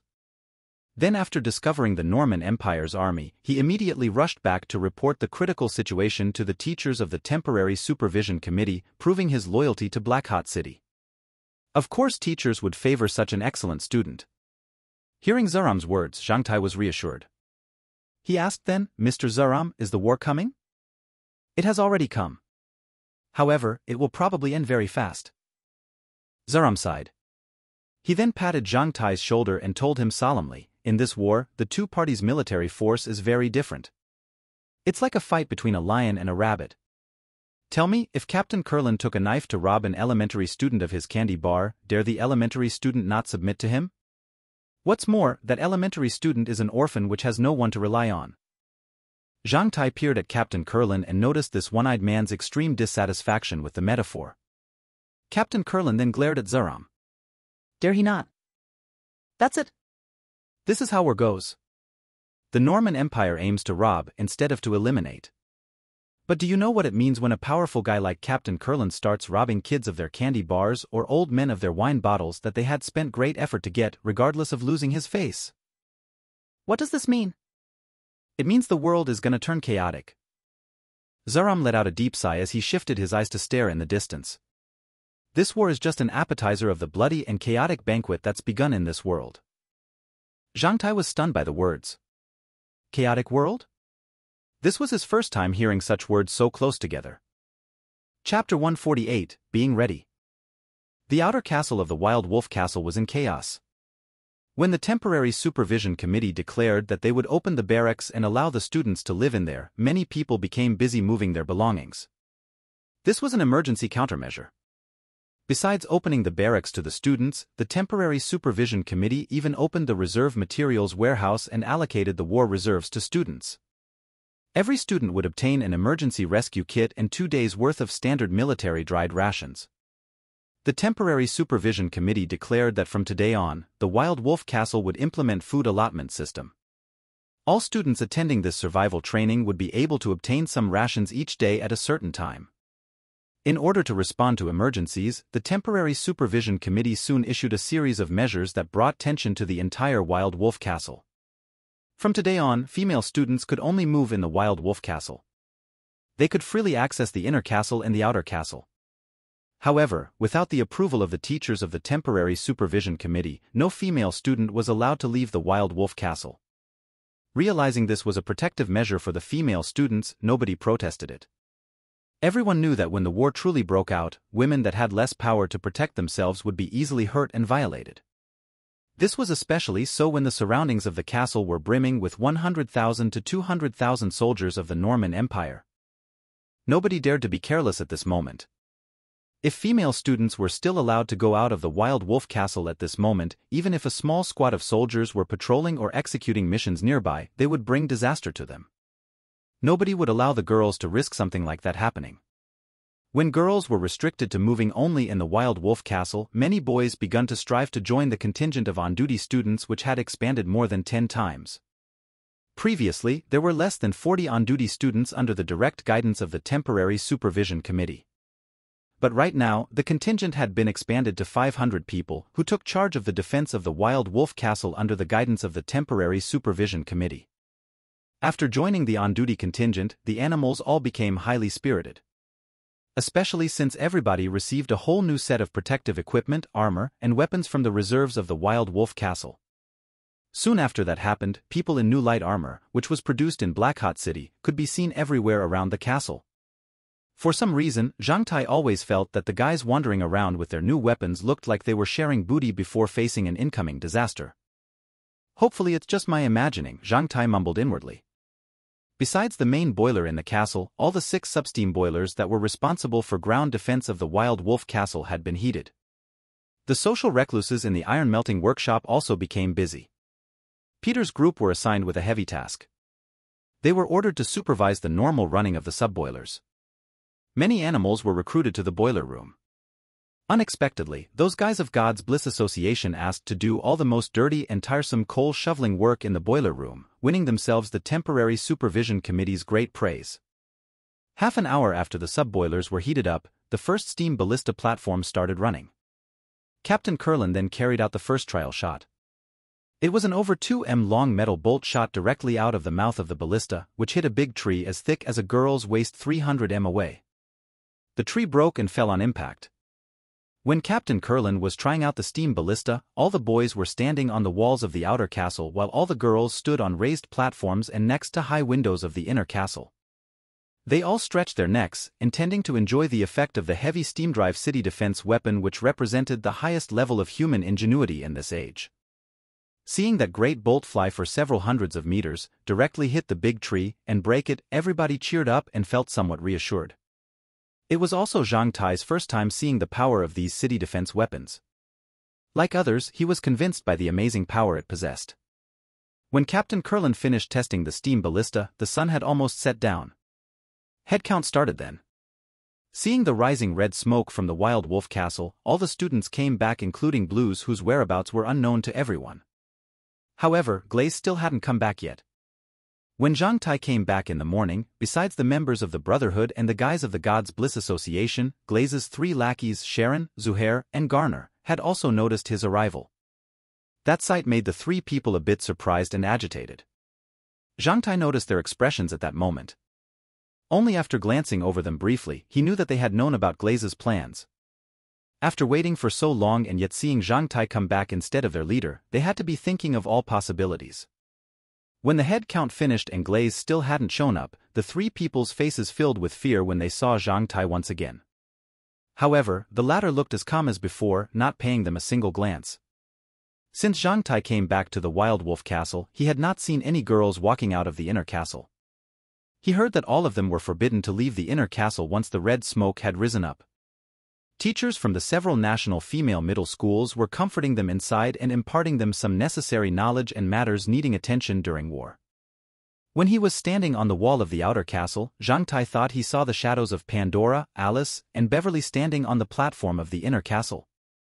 This led to Zhang Tai missing them more by the second, like how male wolves had missed the female wolves on the Crescent Prairie the past few days. If you had no experience with life or death situations, you would never know how precious life is. After seeing the trial shooting, when the girls were still standing on the high platforms or next to windows, Zhang Tai suddenly decided to do something impulsive. He ran downward the wall at his fastest speed, past the space between the outer castle and the inner castle, and finally arrived below the towers of where the girls lived. When an old virgin standing at the entrance of the inner castle saw Zhang Tai rushing inside jubilantly, she stared at him icily. But before she could open her mouth, intending to scold Zhang Tai, unexpectedly, he stopped by her side and raised his head towards the towers above them. "Pandora, Alice, and Beverly, I'm back." Zhang Tai's voice was much louder than a normal person's. Although it wasn't akin to a thunder, his exclamation was at least as loud as a pack of wolves howling. It shocked the entire Wild Wolf Castle. After hearing the call, all the girls inside the inner castle bustled, moving to stretch their heads out of the windows and high platforms to see who was shouting so loudly below. Not only girls, even boys cast amazed looks at Zhang Tai. They had never seen such a blatant guy before. "Pandora, Alice, Beverly, I miss you every day, I miss you all every day." Seeing the 3 girls show their heads from the high platforms of the inner castle, Zhang Tai became more excited. The 3 girls had never imagined that Zhang Tai could express his longing for them in front of so many people below the building of the inner castle. They then waved at him, wishing they could say something in reply. However, since they were too high up, Zhang Tai could never hear them, so they didn't utter a sound. The moment the aged woman with an icy expression stood up, ready to scold Zhang Tai, she was immediately stunned by what he was saying. "I found some wild mulberry seeds in the Crescent Prairie," Zhang Tai exclaimed, continuing to shout loudly. "My mom said that wild mulberry seeds can make girls' hair more beautiful. Therefore, I brought them here for you. I will throw them up to you." After saying that, Zhang Tai retreated several steps back. He then pulled out a small cloth bag and tried his best to throw it up to the girls with his eyes fixed on where they were. Nobody could imagine that Zhang Tai would be able to throw a bag to such a high place. Under the gazes of numerous girls and boys, he positioned the pouch in his hand and then with great precision threw it up to the 40 high windowsill from which Pandora, Alice, and Beverly were looking down. This was too precise. After throwing the bag to them, Zhang Tai waved at them and quickly ran away with jubilation evident in his steps. At this moment, seeing Zhang Tai's happy look, all the girls, including that woman with an icy expression at the entrance of the gate, were silent. All of them were thinking about an identical scene, a youth attending a loner's survival training, seeing a patch of wild mulberry seeds, which reminded him of their hair. So that youth packed those black mulberry seeds and put the bag close to his chest in his coat. When he saw them, he would hand it to them. Even if he could not see them, the youth would still feel no fear of being stared at by thousands of eyes as he stood in front of the tall tower where they were in and expressed his longing for them loudly. From a windowsill of a tall tower in the inner castle, Miss Chili suddenly thought back to something when she saw Zhang Tai and slowly let out a sigh. In the tall tower, Pandora, Alice, and Beverly were deeply moved, their eyes fixed on the roughly sewn cloth bag and the heavy black mulberry seeds inside. The cloth bag was made from Zhang Tai's shirt. The three girls noticed it immediately when they saw the bag. There were even obvious blood stains on the threads of the white linen. Seeing that, they imagined how Zhang Tai had clumsily injured his fingers when he sewed the cloth bag. Pandora, Beverly, I beg you, please give him to me. Alice raised her watery eyes and stared at Pandora and Beverly seriously. I've told you he's mine. No matter how many women he would have, he's mine. Pandora shook her head. We're still young, why not be absurd and share him at this time? Maybe when we're old, our actions now could be reminiscent about for the rest of our lives. Moving the cloth bag with the black mulberry seeds inside close to her nose, Beverly took a deep breath. There's a smell on it. At this time, Black Hot City was in an extreme fear as the Norman Empire's army was arriving in endless numbers in an overwhelming manner. Before the people in Black Hot City realized what was happening, the 4 city walls had already been tightly besieged by the Norman Empire's army. Soon after, Black Hot City became an isolated island. Several representatives ruling the Coal, Steel, and Iron Federation immediately came to the Norman Empire's commanding barrack to ask for an audience with the commander. However, the person who met them was not the commander of the Norman Empire's army, but a young lieutenant. Those representatives didn't even get to come close to the commanding vehicle of the Norman Empire's army. Instead, they were held back outside that iron wall built in the wild. Standing on the ground under the sky, they met a solemn military officer of the enemy army. Commander Schneider ordered me to tell you 3 things. First, you still have the chance to surrender yourselves.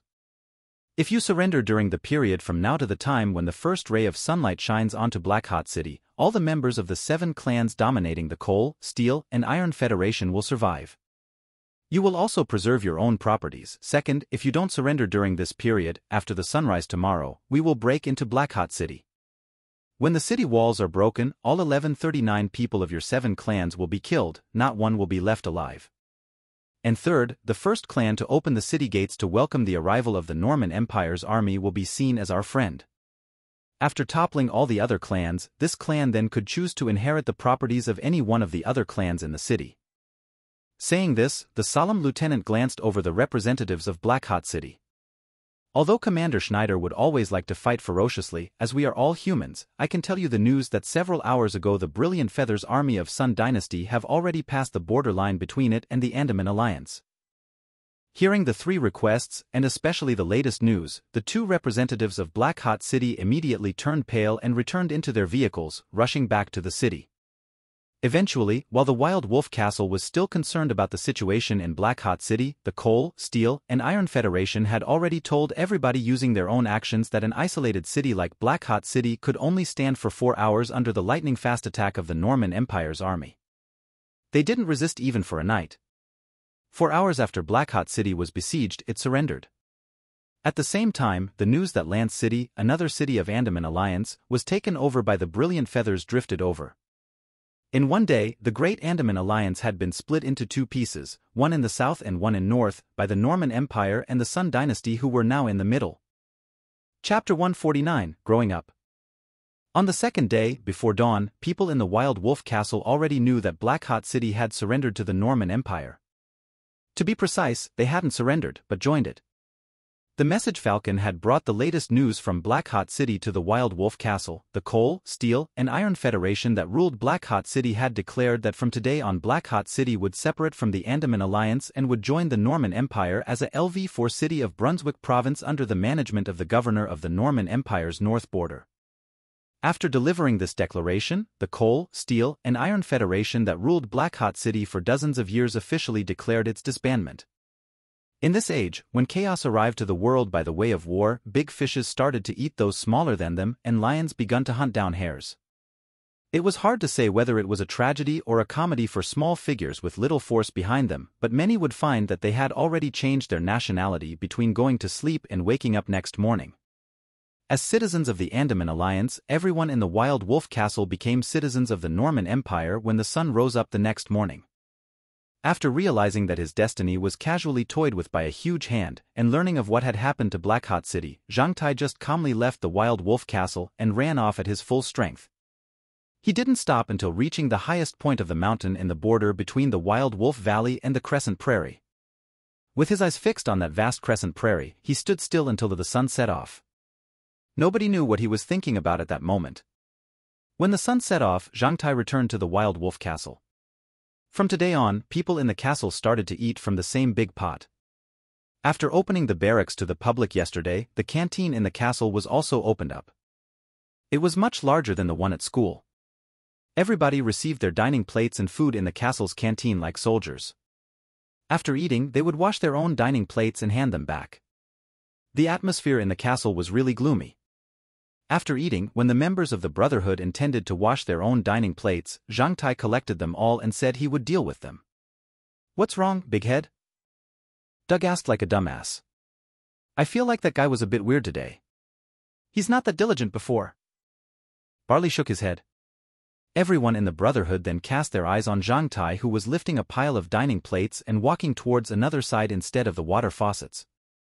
He was walking directly towards where Sharon, Zuhair, and Garner were sitting. Bang! Loudly, Zhang Tai threw the 7 metal dining plates in front of Sharon. The noise caused by the dining plates crashing onto the wooden table startling everybody else. They all turned their heads and watched what was happening over here. As a result, the gloomy canteen became even quieter. Zhang Tai had thrown the dining plates directly onto Sharon's own, causing the soup in his plate to splash all over his body. Seeing this, Sharon, Zuhair, and Garner immediately turned pale and stood up. With such an obvious aggression being displayed, all the other students sitting on the same table with the 3 guys hurriedly stood up and moved away. Zhang Tai was definitely one of the most famous people in the Wild Wolf Castle. At the same time, Barley and the other members of the Brotherhood had quickly rushed over, rolling up their sleeves. Knowing that Zhang Tai was going to beat up Sharon and the other 2 lackeys of Glaze, all the other members of the Brotherhood had prepared to fight. "Wash the dining plates and hand them back to the kitchen," Zhang Tai ordered with an icy expression. "I think you don't need me to tell you how to do that. You try it by yourselves for once, having bullied others so long at school by asking them to wash your dining plates." Those people who felt that Zhang Tai was being too aggressive before immediately knew what was happening after hearing his words. They then remained quiet. Especially since many animals in the canteen were from the 7th National Male Middle School. After some quiet murmuring at first, there was no more sympathy in the onlookers' eyes for Sharon, Garner, and Zuhair. "Zhang Tai, you don't go too far." Zuhair pointed at Zhang Tai, his face turning pale. He had never imagined that Zhang Tai would dare to be so aggressive against them. "After Glaze comes back, you'll be in great trouble." "After Glaze comes back, just point him to in my direction. I'll be waiting." Zhang Tai revealed a cold smile. "Now, answer me, are you going to wash them or not?" "C'est pas." Zhang Tai moved so swiftly that Zuhair hadn't even finished swearing when he was slapped in the face. He then wanted to withstand it, only to feel like he was crashed into by a running rhino. His movements and wishes didn't influence Zhang Tai's attack whatsoever. With the feeling of one's bones fracturing, Zuhair was slapped by Zhang Tai's ferocious move and sent flying. After several rolls in the air, he fell heavily onto the ground. Almost at the same time, Zhang Tai kicked Garner's, who was sitting in the middle, abdomen and sent him flying as well. Sharon was too weak. The moment he punched at Zhang Tai, his fist was patted away like a fly, which, however, felt like an iron plate slapping his hand back. In a split second, Sharon was in so much pain that he almost teared up.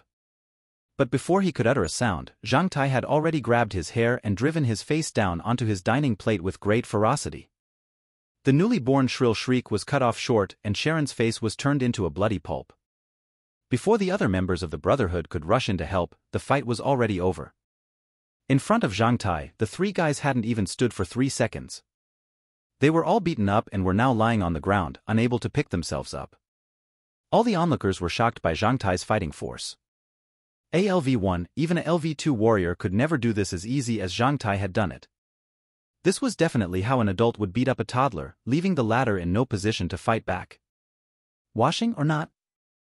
Gripping Sharon's hair, Zhang Tai pulled his bloody and dirty face out of his dining plate and asked with an icy expression. Sharon kept silent, his fierce glare a clear enough answer.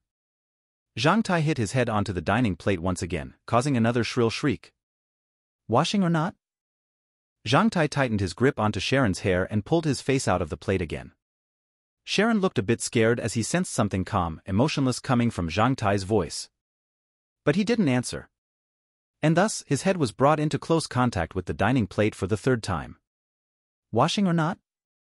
Zhang Tai's voice was heard once again. Before Charlon uttered a voice, Zhang Tai had ferociously crashed his head onto the plate for the fourth time. When Zhang Tai smashed Sharon's head for the sixth time, a furious voice finally reverberated through the quiet canteen. Zhang Tai, what are you doing? Miss Chili appeared behind Zhang Tai, glaring at his atrocious behavior. She couldn't understand how such a soppy youth who had run to the bottom of the tall tower to send black mulberry seeds to his beloved girls last night could turn into a thug in such a short period of time. Miss Chili! Zhang Tai put down Sharon's head and turned back calmly. The moment Zhang Tai loosened his grip, Sharon slipped off the dining table and straight to the floor. Seeing the three groaning guys lying on the ground, Miss Chili looked even more infuriated. What were you doing here? Why did you beat up your classmates? I wanted them to wash my dining plates for me. They didn't agree and swore at me, so I beat them up. Zhang Tai explained straightforwardly. At his words, Miss Chili frowned, but the other onlookers, including the other members of the Brotherhood, felt that Zhang Tai was really great. This was their first time seeing a person who considered bullying others as reasonable. Upon noticing the teacher, Zuhair, who had lain on the ground for quite a while, immediately moved towards Miss Chili and complained, Miss F***, Lee, I want to appeal to the Temporary Supervision Committee. The fierce slap had sent Zuhair's 3 teeth flying along with him before. The moment he opened his mouth, he found that air was leaking in through where his teeth had previously been. It drove him even more furious at Zhang Tai. At this critical moment, Miss Chili was definitely the savior of Glaze's 3 lackeys. However, clearly Zuhair felt happy too early. The moment he moved towards Miss Chili, a bench fell from the sky and hit him straight on the head, forcing out a miserable scream. Of course, it was a bench thrown by Zhang Tai. When he threw it, he was also stamping onto Sharon's back, producing another shrill shriek. Seeing Zhang Tai daring to beat up others before her, Miss Chili was driven mad. At the same time, the onlookers' eyes on him widened in amazement. You! Miss Chili couldn't stand it anymore and wanted to stop him. For some reason, each time she saw Zhang Tai, she would feel like losing her temper. From now on, if you dare to make any more aggressive moves, I'll break your limbs. She walked toward him and said in an icy voice, You leave with me, or I'll force you to come with me. Miss Chili, although I respect you very much, sadly, I'm afraid that you cannot force me to do anything. What did you say? Miss Chili glared at Zhang Tai. Do you think that you can go rampant in the Wild Wolf Castle? Miss Chili, don't you understand it? Zhang Tai looked with pity at this woman who was still confused. Now, the Wild Wolf Castle is following the survival training rules of the Norman Empire instead of the wartime decrees of the Andaman Alliance or Black Hot City's survival training rules. From last night, when Black Hot City declared to join the Norman Empire, the game rules have changed. As a traditional monarchical nation which still preserves its slavery, it has laws that are greatly different from those in Black Hot City. As a teacher of the Norman Empire, I think you should know the rules followed by students who attend survival training. When Zhang Tai said that, Miss Chili immediately stopped walking forward, casting her sharp eyes onto him. Chapter 150, To Take Revenge. Zhang Tai started to argue with Miss Chili. Miss Chili, I didn't mean to challenge your authority. But if you want to interfere with the affair between them and I by punishing me, you would then challenge the authority of the Norman Empire and the barbarous survival training rules that it had persisted with for more than 600 years, as well as its dominion over Black Hot City. Since Black Hot City is already the territory of the Norman Empire, of course all the laws and regulations of the Norman Empire are applicable here, including the barbarous survival training rules. Do you know what is the barbarous survival training of the Norman Empire? Do you need me to interpret it for you? With her eyes fixed on Zhang Tai, Miss Chili took a deep breath. Zhang Tai also stared at her straightforwardly. For some reason, Zhang Tai's eyes fell directly onto her undulating breasts. He then forcefully swallowed his saliva and licked his lips. Seeing Zhang Tai moving his eyes to her breasts, Miss Chili, whose face had turned pale due to irritation, became a bit red. She then cast her glare at Zhang Tai once again. After that, she turned back and left the canteen without saying another word. Upon turning back, Miss Chili even felt Zhang Tai's blatant eyes fall onto her bottoms, causing a part in her lower body a bit dumb. It was almost like there was a current flowing inside her body, and Miss Chili became a bit flustered. Eventually, under the gaze of all the onlookers, she clumsily stumbled out of the canteen. At this moment, all the students in the canteen only had one phrase in their minds: barbarous survival training. Why would Miss Chili leave when she heard this phrase? What was this barbarous survival training of the Norman Empire? Stepping on Sharon's back, Zhang Tai didn't care about the guy's miserable scream. Instead, he just grabbed one of Sharon's hands and twisted it to his back. After that, he took hold of one finger and said, "Do you know what is the barbarous survival training of the Norman Empire? In it, whatever happens, even killing in revenge between students, regardless of casualties, would be allowed. The Norman Empire's laws would never look into who's responsible during the barbarous survival training. Of course, as for the family members of the person killed, any of them have the right to ask for a duel with the killer in the name of revenge for the clan and the kin. More importantly, anyone who has killed a person in the barbarous survival training is forbidden to forfeit such a duel. This is the barbarous survival training of the Norman Empire. Based on this rule, even if I kill you three now, I won't face the interrogation of the laws of Black Hot City, but will duel with your family members that come forth. Do you want to have a try?" Saying this, Zhang Tai tightened his grip on the other's hair. Sharon started to scream loudly. "I'm asking you one more time, will you wash the dining plates? If I hear no again, I'll break your fingers one by one here." "Washing or not?" I'll wash. Howling and crying, Sharon beat against the ground using his free hand. Zhang Tai then let go Sharon and walked towards Zuhair. Hit by a bench, Zuhair was still groaning on the ground. Seeing Zhang Tai come to Zuhair, all the other animals in the canteen gave way to him willingly. When everybody thought that Zhang Tai would deal with Zuhair using the same method he did to Sharon, they saw him squat in front of Zuhair and grab his head with his hands, one above, one below. Seeing his actions, everybody turned pale, including the other members of the Brotherhood.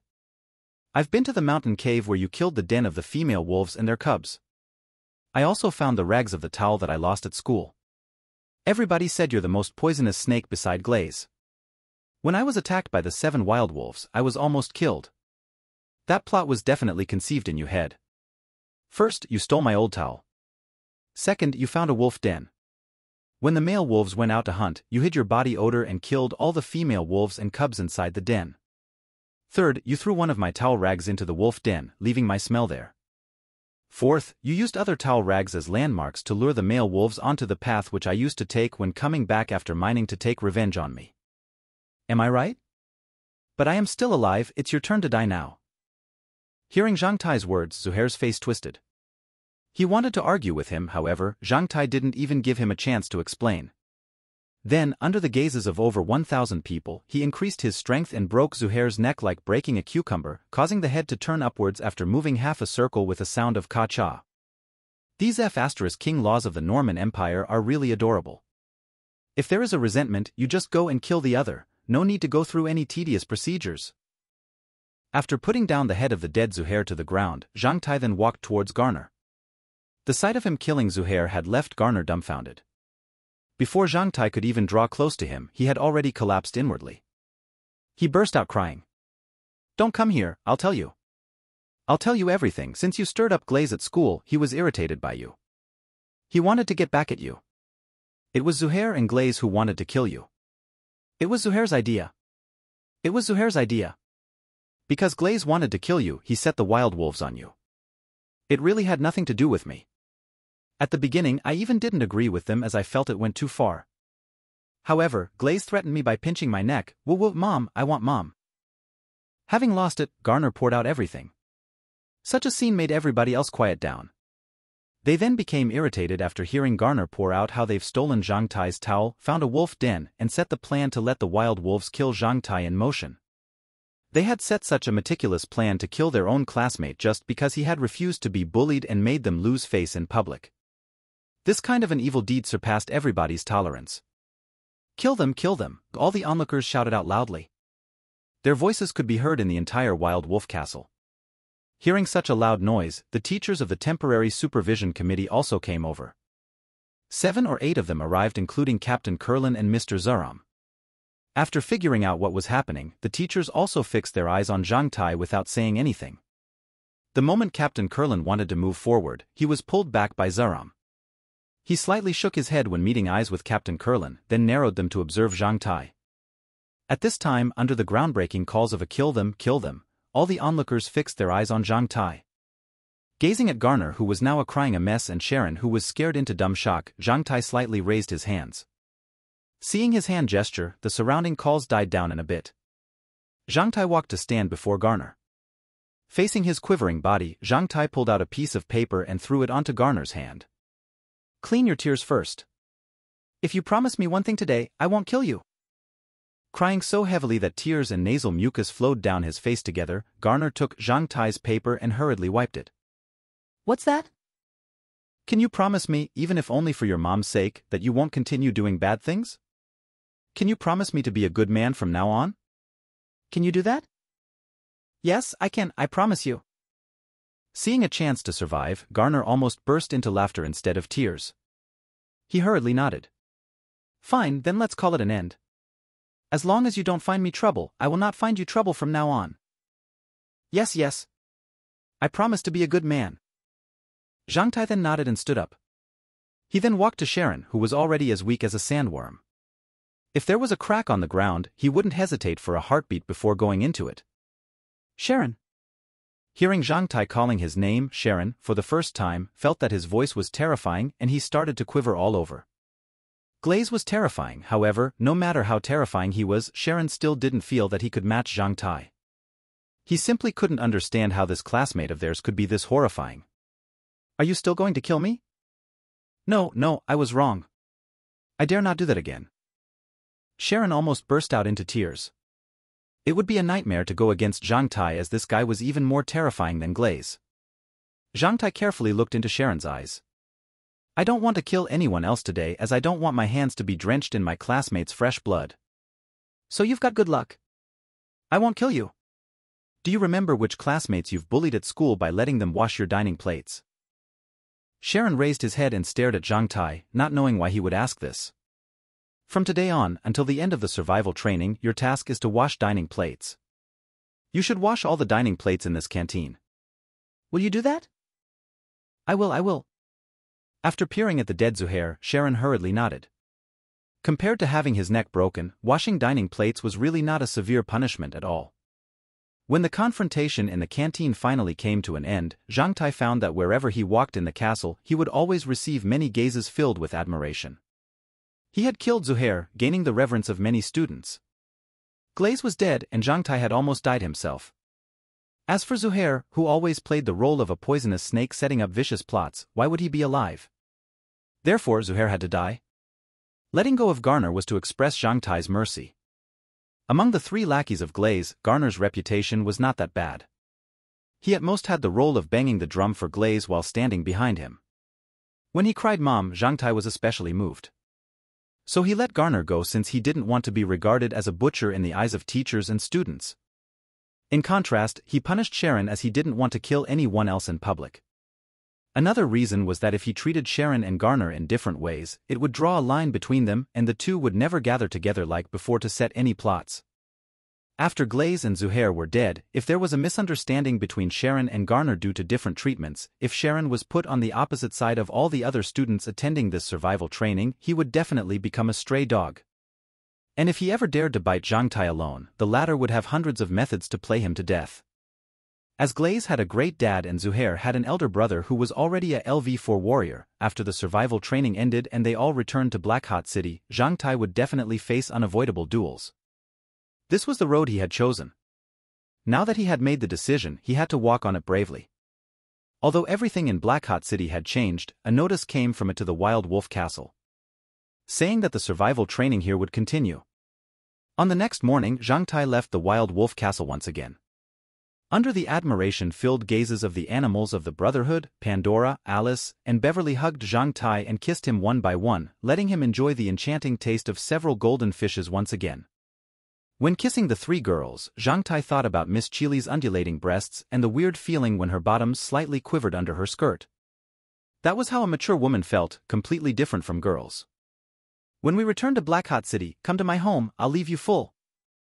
Beverly mumbled in Zhang Tai's ear, forcefully pinching that thing as hard as iron below and slightly licking his ear after. Watch yourself. Alice also confided in Zhang Tai's other ear. Pandora then twisted her waist to show her protest. Pushing away Alice's roaming hands, she tightly embraced Zhang Tai with her hot face on Zhang Tai's chest. I'll wait for your return. If he kept staying with these 3 girls, Zhang Tai really feared that he would soon be unable to stand it and would just *CK them right here. So with a wolf-like howl, Zhang Tai strode away and left the wild wolf castle. This time, Zhang Tai decided that he wouldn't come back until breaking through LV4 by eating enough wild wolf 7 strength fruits. In a room in the wild wolf castle, Zaram and Captain Kurlin were standing before a window with their eyes on Zhang Tai, who was leaving the castle again. He had just come back yesterday and was now leaving once more. Only after one day, everything seemed to have changed in Black Hot City. Same as Zhang Tai's impression on them. Kurlin, I feel that Zhang Tai might become a person that you and me cannot even imagine now. The one-eyed man had not yet recovered his composure from how Zhang Tai was accosted by the 3 beauties at the same time. Thinking back to how he himself pursued Miss Dana, he even started to be a bit jealous. Hearing Zaram's praise for Zhang Tai, the one-eyed man rebutted, how so? For how this guy was accosted by the beauties, he would never be unknown in the future. Hearing Zaram's words, Captain Kurlin realized that he could not even find an excuse to rebut any more. That guy ran so fast? Zaram murmured after seeing Zhang Tai's swiftly disappearing back.